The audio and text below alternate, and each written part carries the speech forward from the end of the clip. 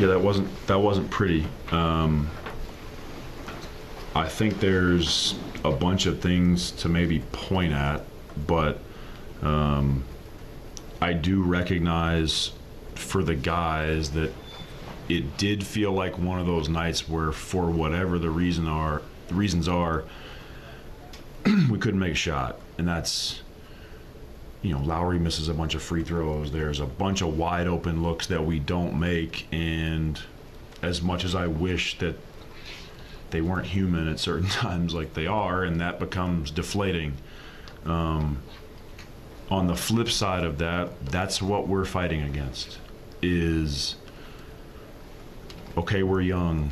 There will be nights where we may not make shots. There's going to be mistakes from an execution standpoint or communication that gets a little bit botched because we're still learning each other, and those things will happen, but we've got to find a way to still play full throttle through that and keep our competitive spirit throughout the whole game.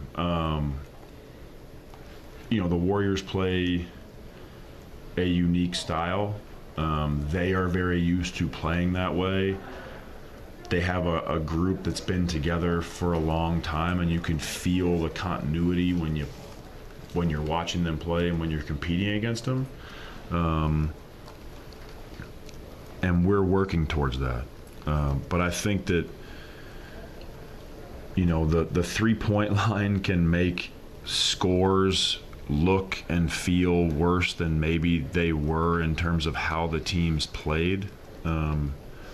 We had 22 turnovers. They had 15. And it wasn't like it was 22-5. They had 19 offensive rebounds. We had 14.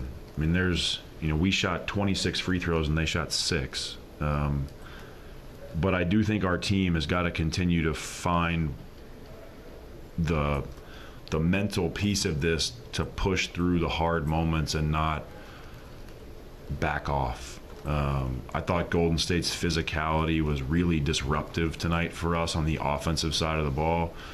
And I'm not talking about physicality around the basket. I thought on the perimeter they pushed us off our spots. They swiped at the ball every time we caught it, every time we tried to pivot. And that's been their MO for a long time. It's a great opportunity for our young players to learn, to feel that type of physicality. It's a great opportunity for Lowry to continue to play against teams that are going to guard him ultra physical throughout the season. And the great part is we've got a long road ahead of us. So we'll get back to work tomorrow, watch some film, practice, and then on to Dallas. When it comes to that long road, is it beneficial to have something like this happen this early in the season? I don't really look at. I'm not one of those coaches that's like, yeah, I'm hoping we're ass kicked because that'll be good for us. I don't believe in that. I'd rather us go 82-0, but there's always things you can pull out of a game. I think there's games that we've played in the past and you'll win by a bunch, and there's still a lot to take from it, to learn from it. I think that's probably one of the biggest responsibilities that we have as a staff right now is to prioritize what we want to take from this game and say, okay, before we play Dallas, if there's 8 things from this game that we're like, okay, we'd like to address, we can probably only address 3. And so we've got to prioritize what is the most important thing right now for our team, for our players individually, to help them be prepared to play against Dallas. And we'll do that after every game. So yes, there's lessons to be learned.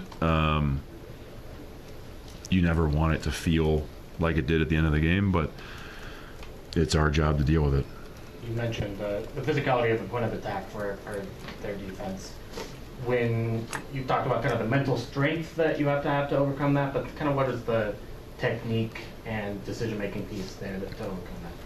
Yeah, I mean, there's mental strength. There's also physical strength. I do think that there were some plays where our youth maybe showed, but I do think that when the physicality picks up, your brain needs to work a little bit quicker because the ball can move faster than they can. And I just felt like every time we caught the ball, it was look to shoot, look to dribble, where sometimes the best things you can do is just, I catch it, I throw it to you.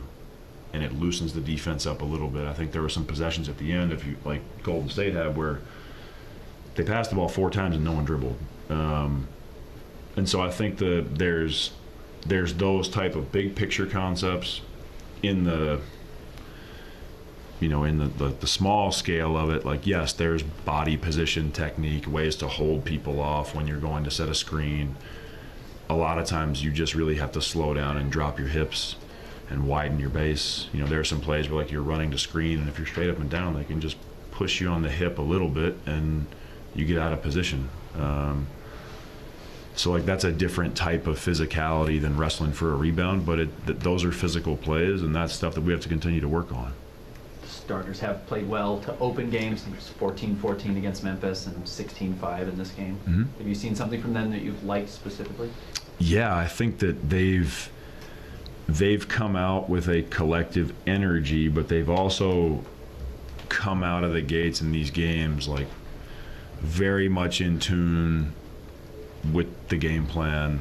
I thought tonight was a good example of like the willingness to move the ball early in the game. I thought we had some great possessions where we had them reacting to us, and as the game went, the ball stopped moving quite as quickly, and that allowed their physicality to creep up. I think that the connectivity between like Keontae, Colin, Lowry, and some Walker has been built over time. Taylor hasn't played a ton with that group, but he's fitting in really, really well because of his understanding of his role. You know, the second group is a group of guys that hasn't played very much basketball together, and so they're working through some of the kinks of that. Because there's just moments where, like, when you have a guy you've played with for a while, you just sort of understand intuitively what you're both thinking. So I think that first group, their, you know, albeit short history together shows up sometimes, and we've got to do a better job of kind of helping the whole team merge together. You mentioned Lowry facing different kind of defenses, and we've seen the last couple of years that Lowry has had to face defenses in a different way than he has in his career. Mm. Do you anticipate that maybe being even more difficult this season because other teams will see there's so much youth on the team that they can maybe shade off of other guys? Yeah, I do. I think Lowry's going to get game planned for in a way that he never has. I think it's been a steady progression since he got here. I think the game plan started off as being sort of for him, and then he had a good year and he was an all-star, and then we felt like, oh wow, they're really game planning for Lowry more. And this year I would expect it to be even more than that. But it's so good for him because, again, you have to think your way through the game. And I think that Lowry's fully capable of being really productive even if teams are game planning for him at that level. We've got to help him.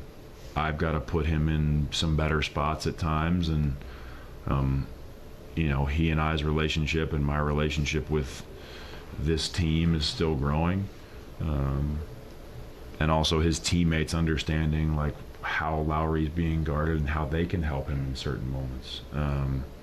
So that stuff's going to continue to grow, but I think this is really good for Lowry because he's going to see such a variety. And you see other top guys in the league, once they've felt all those things for a certain amount of time, then they're really used to it, and they kind of have in their head, if this, then that. They kind of know what the counters are based on how they're being guarded, and I think Lowry's building that now.